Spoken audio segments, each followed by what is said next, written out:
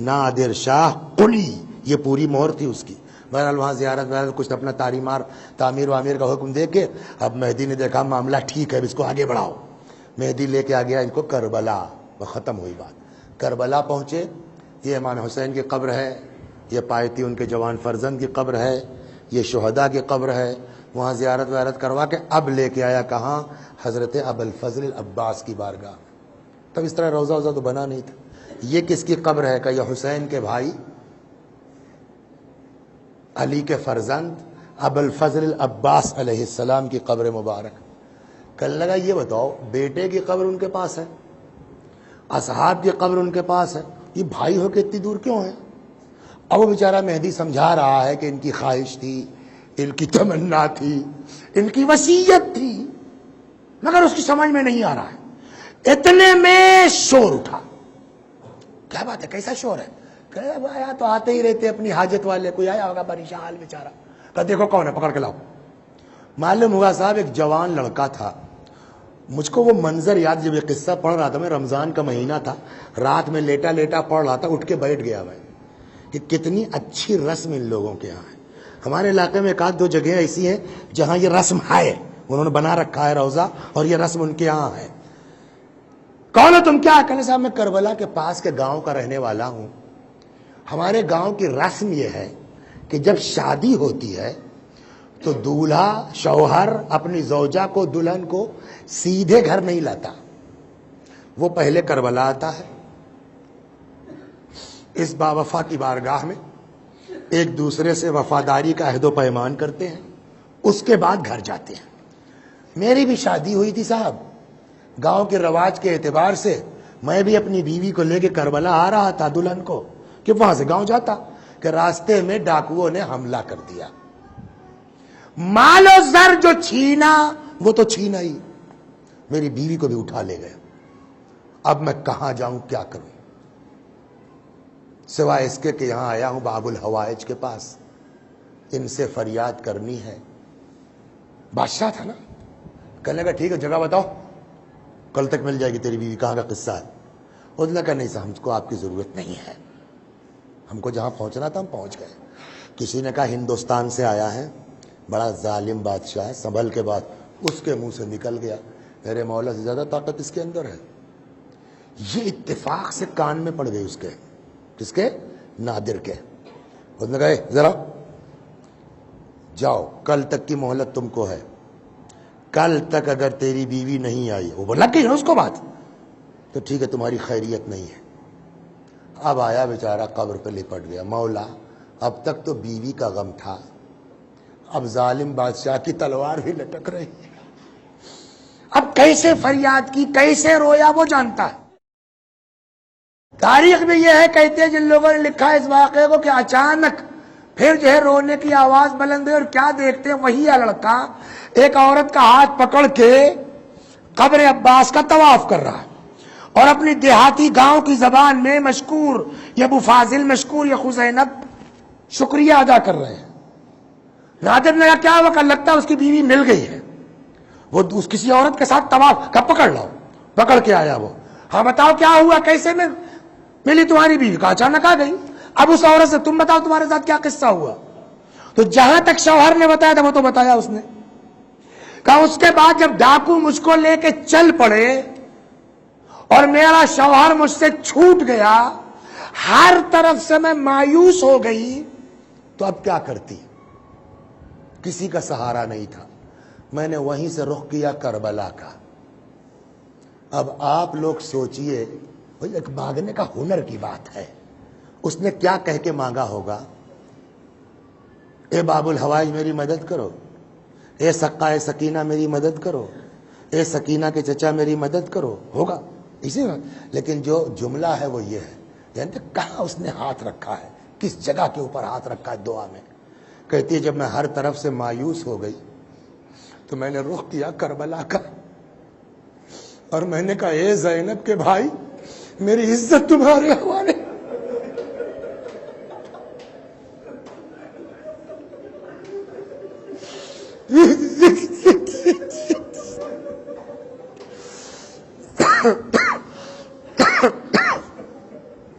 اے زینب کے بھائی میری عزت تمہارے حوالے ہے.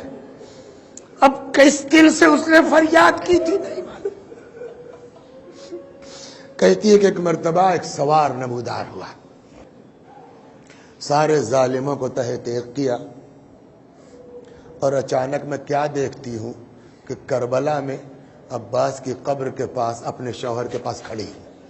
اس کے علاوہ مجھے کچھ نہیں معلوم. آقا اے باب الحوائج اے ابو الفضل العباس, نہیں معلوم اس میں کون کس مصیبت میں گرفتار ہے, کس کی کیا حاجت ہے. آقا آج اس مجلس میں جو آیا ہے, جس کی جو حاجت ہے, اے میرے آقا آج اس کو اپنی بارگاہ سے خالی واپس نہ کرنا. عاشور کا دن آ گیا, ایک ایک کر کے جا رہے ہیں.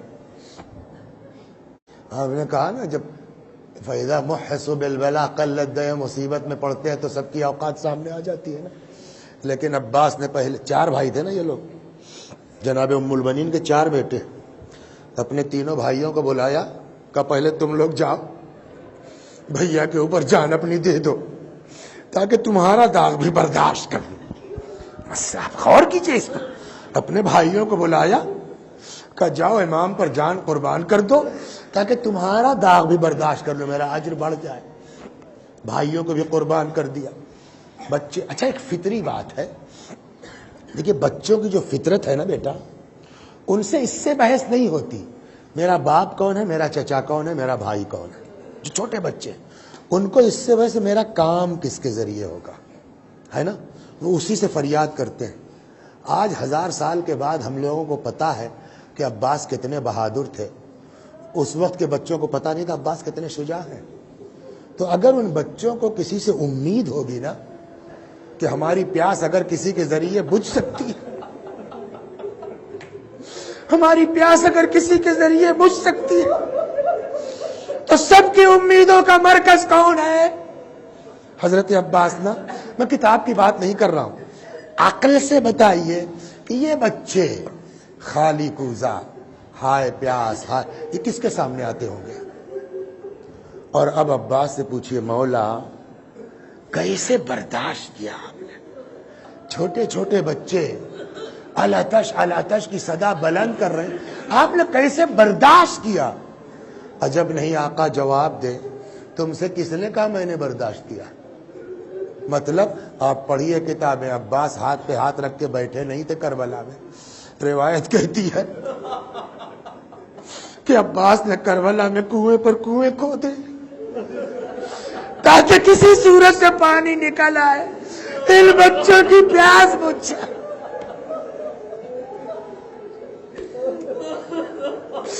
آپ بتائیے محنت کے بعد آدمی کی خود کی پیاس اور بھڑکتی ہے نا.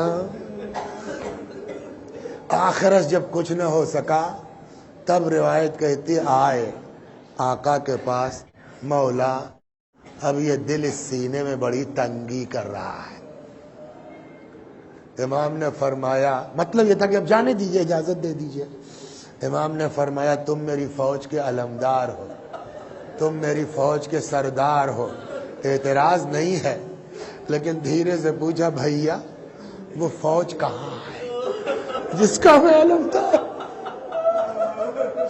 جس کا میں سردار. ایک روایت آپ کو سنا دوں پہلے, پھر یہ 2-4 منٹ جو مسائل میں آگے بڑھاتا ہوں. راوی کہتا ہے کہ میں ایک دن گیا امام جعفر صادق علیہ السلام کے گھر بارگاہ میں, تو دیکھا مولا امام نماز میں مصروف ہے. جب نماز ختم ہو گئی تب میں نے کیا دیکھا, امام نے سر رکھا سجدے میں اور ایک طولانی دعا پڑھی. وہ دعا آپ کے لیے تھی. اس کا ایک جملہ میں یہاں دہراتا ہوں. وہ کہتا ہے کہ وہ اپنے چاہنے والوں کے لیے اور زائروں کے لیے دعا کر رہے تھے, کرتے اللہ ان پر رحم نازل فرما جن کے چہروں کو سورج کی تمازت نے متغیر کر دیا. سفر میں آئے لوگ, کہتے کہتے ایک دعا جانتے ہیں آپ کے لیے امام نے کیا کہا؟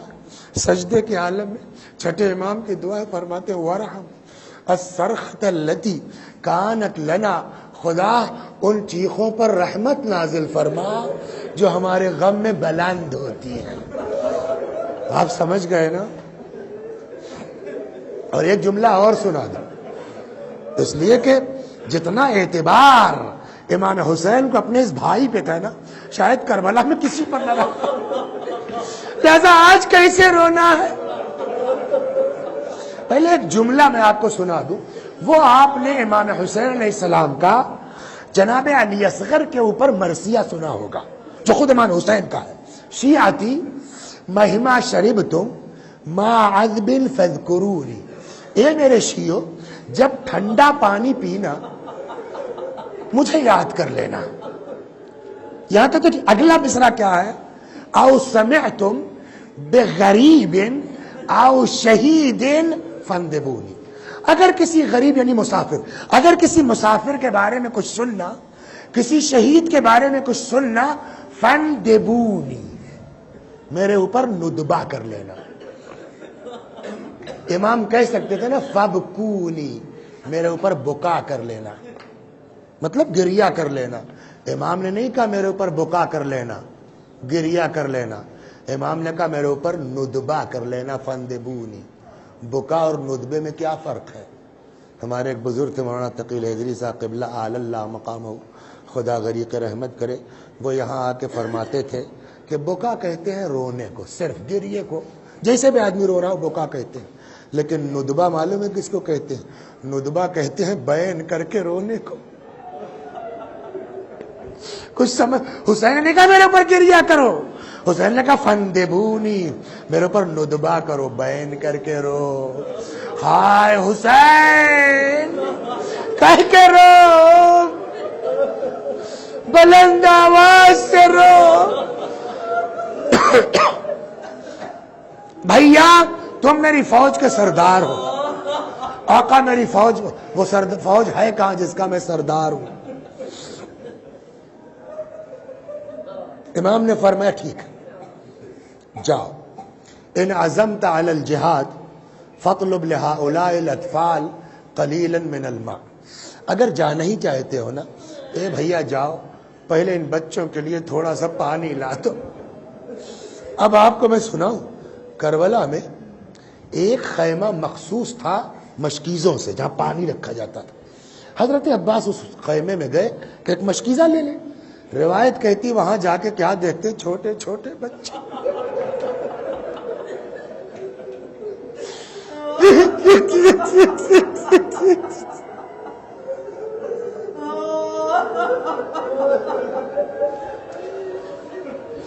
یا مولا یا ابا الفضل العباس، اے باب الحوائج، لوگ مختلف بیماریوں میں مبتلا ہو کے مرتے ہیں. کسی کو کچھ ہوتا ہے، کسی کو کینسر ہو جاتا ہے، کسی کو زبان میں بند ہو جاتی ہے.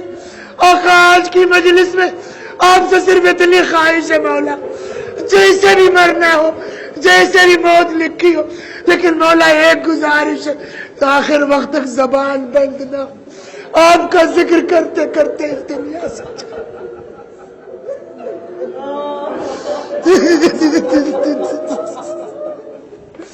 آقا آپ کی ذکر کرتے کرتے اس دنیا سے. آپ بتائیے اس وقت جو روایت کہتی وہ یہ کہ جو تھوڑا نم تھے ٹھنڈے تھے، اس کو بچے اپنے سینے سے لگائے تھے مشکیزوں کو، کچھ سکون مل جائے. کیا گزر گئی ہوگی آقا کے دل پر؟ ہاں مشکیزہ لیا. اب بہت دیر ہو گئی، میں پورا نہیں پڑھ پاؤں گا. 2 باتیں آج وہ پڑھتا ہوں جو خود حضرت کی خواہش ہے. بس گئے فرات کے اندر داخل ہوئے، مشکیزہ بھر لیا. اس کے بعد آپ سنتے ہو آج بھی میں نے کتاب اٹھائی کہ ذرا ایک بار اور جناب عباس کے مصائب دیکھ لوں. پھر روایت مجھ کو آج دکھی کہ چلو میں پانی لیا، فذکر عطش الحسین، حسین کی پیاس یاد آئی، ورمى الماء بيده، پانی ہاتھ سے پھینک دیا. دلی میں پڑھ رہا تھا، کبھی کبھی مومنین کے دل دماغ بڑی اچھی بات آتی ہے. دلی میں پڑھ رہا تھا ایک سال تو ایک صاحب نے مجلس کے بعد کہا، کرنے لگا مولانا آج یہ کیا پڑھا آپ نے کہ حسین کی پیاس یاد آئی اور چلو سے پانی پھینک دیا؟ میں نے کہا ہاں لکھا ہے کتابوں میں۔ کہا تو آپ یہ بتا دیجئے کہ کب عباس حسین کی پیاس بھولے تھے جو چلو میں لے کے یاد آئی؟ اعتراض معقول ہے کہ نہیں ہے؟ سوال معقول؟ میں الجھ گیا۔ میں نے کہا بھائی میں جواب نہیں دے پاؤں گا، کتابوں میں پڑھا میں نے پڑھ دیا، لیکن تمہاری بات بھی ٹھیک لگ رہی ہے، مجھ کو موقع دو تم۔ اب اللہ کبھی کبھی مدد کرتا ہے۔ ٹھیک اگلے سال وہاں جانے سے پہلے ایک جگہ محرم کا شرح پڑھ رہا تھا، کوئی قوم سے طالب علم آئے تھے، انہوں نے کہا وسیع بھائی آپ کو کتابیں کی ضرورت ہو تو میری کتابیں پڑھیے گا۔ وہ ایک دو کتاب لے کے دے گئے کربلا کے متعلق۔ اب اللہ کرتا ہے واقعی، ایسے ہی کتاب کھولی، دیکھا وہی سوال اس کتاب میں اٹھایا اس نے۔ اب سنیے کیا ہے، انہوں نے کہا بھائی ذکر آتش الحسین، کیا ترجمہ کیا ہم نے؟ حسین کی پیاس یاد آئی اور ان کے بچوں کی پانی پھینک دیا۔ اس نے کہا بھیا سارا مسئلہ ترجمے میں پھنستا ہے، ذکرہ کا مطلب کیا نکالتے ہیں آپ؟ پیاس یاد آئی۔ ذکرہ کا صحیح ترجمہ ہوگا عباس نے حسین کی پیاس یاد کی، اور چونکہ حسین کی پیاس یاد کرنا ایک عبادت ہے، عباس نے چلو میں پانی پینے کے لیے نہیں لیا تھا کہ یاد آئی اور پھینک دیا، بلکہ چلو میں پانی لیا تھا کہ ایک بار حسین کی پیاس یاد کر لیں۔ کیوں؟ حسین کی پیاس کا یاد کرنا بھی عبادت ہے۔ عباس کی زیارت میں پڑھتے ہیں نا السلام علیکہ ایھا العبد الصالح، جاتے جاتے ایک عبادت کرنا چاہتے تھے، اس لیے چلو میں پانی لیا، حسین کی پیاس یاد کی، وَرَمَى الْمَاءَ بِيَدِهِ، چلو سے پانی پھینک دیا، مشکیزہ بھر کے نکل آئے۔ چند قدم چلے تھے کہ کسی ملعون نے ایک ایسی تلوار ماری کہ آقا کا داہنا بازو قلم ہو گیا، جدا ہو گیا۔ اس میں ایسے افراد ہوں گے جو شاعر بھی ہوں گے، پڑھتے بھی ہوں گے۔ میں آپ سے پوچھتا ہوں ابھی آپ کی ایک انگلی میں زخم ہو جائے اور کوئی آپ کو مصرع دے دے، فلاں جگہ شب بیداری ہے، یہ مصرع ذرا ایک سلام کہہ دیجئے، وہ نہیں بولے گا، اس کا دوست بولے گا یار اس کی انگلی کٹ گئی ہے، اس کو تکلیف ہے، کہاں سے شعر کہہ پائے گا؟ جس کا بازو قلم ہو گیا ہو اس کو تکلیف نہیں ہے۔ لیکن روایت کہتی ادھر بازو قلم ہوا، ادھر عباس نے حسین کی شان میں قصیدہ شروع کیا، واللہ ان قطعتم یمینی انی احامی ابدا عن دینی وعن امام صادق الیقینی نجل النبی الطاہر الامینی۔ بڑھتے جا رہے ہیں کہ اتنے میں ایک شقی نے وار کیا، بایاں بازو قلم ہوا، مشکیزے کو دبایا دانتوں سے، صرف ایک مقصد ہے۔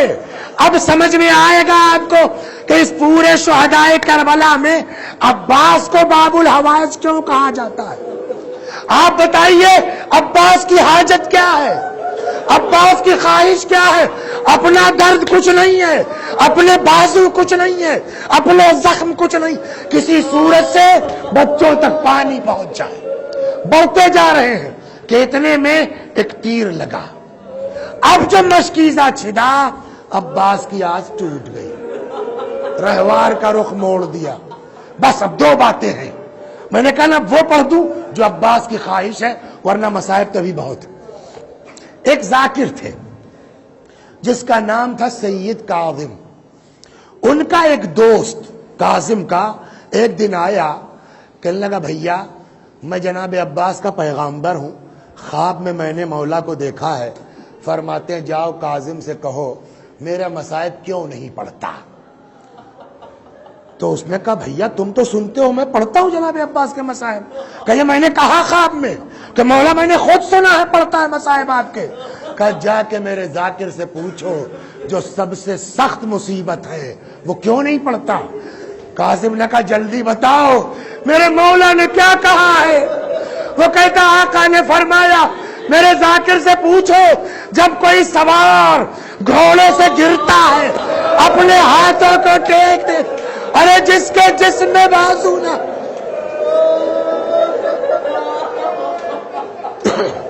ماشاء اللہ خدا ان آوازوں پر रहमत नाजिल फरमा।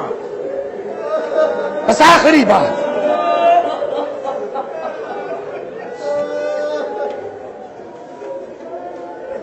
अब्बास घोड़े से गिर पड़े,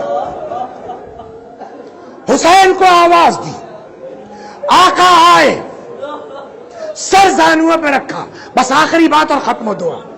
भाई भाई से बातें कर रहा है कि इतने में इमाम हुसैन अलैहिस्सलाम ने, मुझको माफ कर दीजिएगा, बहुत लंबी हो गई मजलिस, मगर अब आज 8 मुहर्रम है, जो जिंदा रहेगा अगले साल मातम करेगा।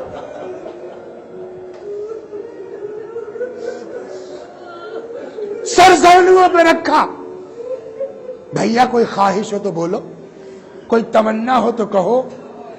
एक, मेरी लाश खैमे में मत ले जाइएगा। क्यों? आप कहते थे ना तुम फौज के सरदार हो, तुम फौज के अलमदार हो। सरदार की लाश देख के बीवियां बर्दाश्त नहीं कर पाएंगी। दूसरी वजह यह है कि मैंने बच्चों से पानी का वादा किया था। कैसा गैरतदार है मेरा मौला, बच्चे मुतमईन होंगे। मेरी लाश खैमे में ना ले जाइएगा, मैं नहीं चाहता मेरी लाश बगैर पानी के लाश भी खैमे तक जाए। दूसरी ख्वाहिश यह है, और बस मजलिस खत्म। क्या दूसरी ख्वाहिश यह है, एक आंख में तीर है, एक आंख में खून है। अब आखिरी वक्त है आका, अगर आप खून साफ कर देते ना, चलते चलते एक बार आपकी जियारत कर लेता, चलते चलते एक बार आपको देख लेता। ये कौम की बात है, किताब है मेरे पास, कौम की बात है। किसी जाकिर ने ये बात पढ़ दी, कोई बुजुर्ग आलिम थे, बाद में उस जाकिर को पकड़ा। ऐसी रिवायतें मत पढ़ा करो जिसकी सनद कमजोर हो, ज़ईफ हो। वो बेचारा छोटा था, हमसे जी हुजूर कोई बात नहीं, आइंदा एहतियात करेंगे। लेकिन जिन्होंने टोका था वो अब फरमाते हैं कि रात को मैंने ख्वाब में देखा हजरत अबुल फजल अब्बास को तशरीफ लाए हैं। फरमाते हैं तुम करबला में थे, तुमको पता है हमारे साथ क्या हुआ है? मैं बताऊं तुमको तीर का किस्सा क्या है? बस इमाम ने जो बताया है, अब्बास ने जो कहा सुन लीजिए, मजलिस तमाम। तुम्हें पता है तुम थे करबला में? मैं बताऊं कि जी आका फरमाइए। का सुनो, जब मेरे दोनों बाजू कलम हो गए, इतने में एक तीर आन के आंख में लगा। अगर हाथ होता तो हाथों से तीर को निकाल लेता। एक दो बार सर को जुम्बिश दी कि तीर निकल जाए। जब न निकला तो मैंने तरीका ये सोचा, सर झुका के जानुओं के दरमियान दबा के सर उठा लूं कि तीर निकल जाए। इतने में पीछे से एक गुर्ज पड़ा, अब्बास का सर फटा, घोड़े से जमीन